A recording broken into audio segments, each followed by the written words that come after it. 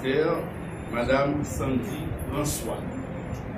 Le 13 juin dernier, Madame Françoise Suzan a été élevée au rang de ministre avec pour mission de prendre en charge les différents défis de ce secteur.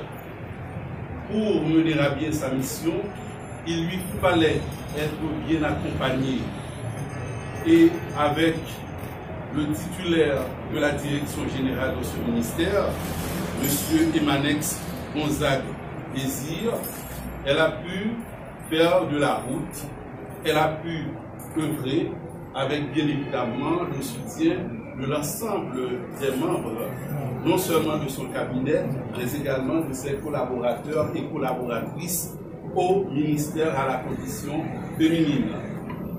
Aujourd'hui, après plus de 4 ans de service à ce poste, M. Désir va fermer un chapitre du livre de sa vie professionnelle pour en ouvrir d'autres certainement. Il devra faire place à Madame François, qui elle-même aura la responsabilité de continuer à accompagner la ministre Suzan dans le cadre de la feuille de route dictée par le gouvernement dirigé par le Premier ministre Gary Conille. Comme le veulent la civilité et les règles de bienséance, quand elles sont accrues dans le sol d'une conscience professionnelle bien analysée, M. Désir, ce soir, est là pour passer le maillet à son successeur. Ceci a pour lui leur bilan, leur des remerciements aussi. Il s'envolera vers d'autres cieux et pour ne pas trop le perturber dans son élan d'accomplir ce devoir, je vais l'inviter à me rejoindre devant vous pour ces propos de circonstance. Monsieur le directeur général sortant du ministère, Monsieur Désir. L'occasion est opportune pour moi de rendre grâce à Dieu qui m'a permis de voir ce jour marquant la fin de mon 3e intérim à la direction générale du ministère de la Politique féminine. D'entrée de jeu, permettez-moi de remercier l'ex-ministre à la Condition féminine et aux droits des femmes, Dr Sophia Laureus, qui m'a permis le 10 juillet 2023 de revenir pour une 3e fois à cette fonction afin d'apporter une nouvelle fois ma modeste contribution dans un contexte extrêmement difficile, marqué par la crise multidimensionnelle dans le pays. Quoique cela n'était pas dans mon agenda, mais le devoir m'appelait. Le devoir de fonctionnaire qui comprend ses responsabilités et surtout le devoir de membre de la grande famille qui est le ministère à la Condition féminine et aux droits des femmes, à qui je dois tant pour avoir participé à sa constitution pendant les 30 dernières années marquant son existence. Ainsi, je peux m'enorgueillir pour avoir fait partie du premier staff du ministère parce que dès sa création, j'y étais et j'y suis. Comme nous l'enseignent nos traditions et coutumes, nous ne souvenons pas seulement de ce que nous devons en oubliant d'où nous venons.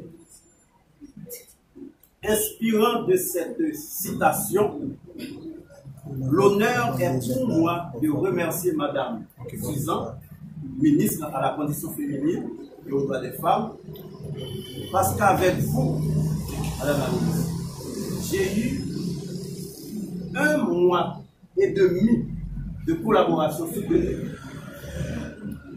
Merci Madame la ministre d'avoir accepté cette collaboration et en cette occasion, je tiens à vous féliciter pour votre sens d'ouverture exceptionnel, votre franc-parler et votre capacité de femme d'État. Mes remerciements vont particulièrement à mes collègues des directions techniques et administratives, de l'unité d'études et de programmation, de l'unité de communication et de technologie, et du bureau de lutte contre les violences faites aux femmes et aux filles, pour leur apport et support durant mon 3e intérim à la direction générale. Je remercie d'une façon spéciale le staff de la ministre, les membres du cabinet, pour avoir développé un rapport fonctionnel de travail avec la direction générale en vue de faire avancer les dossiers sur le vœu du décret portant l'organisation centrale de l'État. Je vous remercie toutes et tous. À tout le personnel du secrétariat de la direction générale, qu'il en soit chaleureusement remercié. Mesdames et messieurs, j'ai dit souvent, ma place au sein du ministère à la condition féminine et aux droits des femmes n'est pas toujours à la direction générale, en raison de mon statut de fonctionnaire qui fait carrière dans la fonction publique. Et c'est à ce titre que j'assumais l'intérim à cette direction.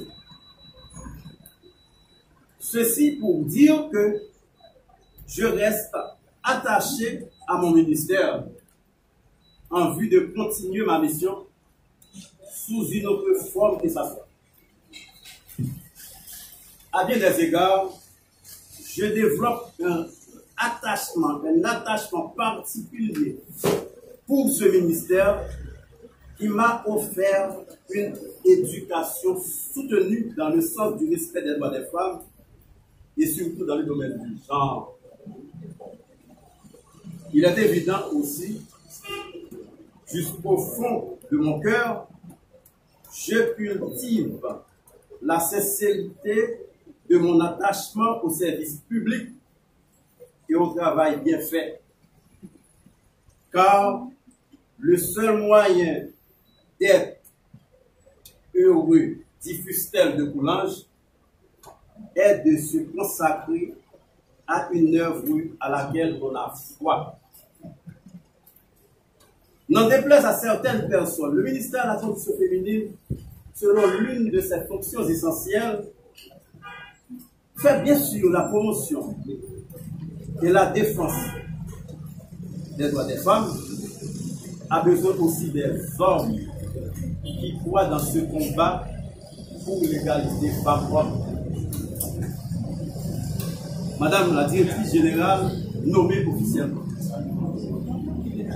je suis honoré de vous transmettre les charges de la direction générale du LCFDR.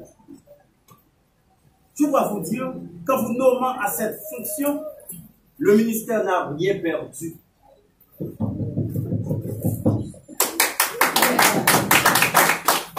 Le ministère n'a rien perdu. Parce que l'un de ses parents remplace l'un de ses parents. L'un de ses cadres remplace l'un de ses cadres. Tout en vous souhaitant la bienvenue, je vous renouvelle mes chaleureuses et sincères félicitations et vous souhaite beaucoup de succès dans les nouvelles fonctions que vous êtes appelés à assumer à un tournant décisif et dans une conjoncture aussi difficile. Rassurez-vous que vous ne serez pas seul. Vous êtes chez vous. Je vous promets avec vigueur ma franche collaboration puisque je reste au ministère. Et sachez aussi que les directions techniques et administratives et les différentes unités avec ces différents services qui leur sont rattachés sont désormais sous vos ordres. Et en cette occasion solennelle, j'invite tout le personnel du ministère de toutes les catégories confondues à se serrer davantage les rangs en vue de donner leur collaboration soutenue à Mme Sandy François en sa qualité de directrice générale du ministère à la condition féminine des droits. Mesdames, Messieurs, aujourd'hui marque la fin de mon intérim comme directeur général. Ce n'est nulle part la fin de mes services au sein de l'institution. Je sors de ce statut de directeur général à l'intérim avec cœur léger.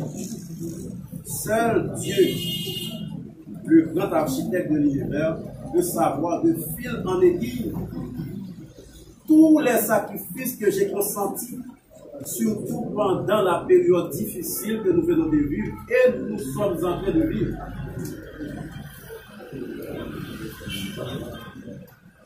Comme le dit le vieil adage,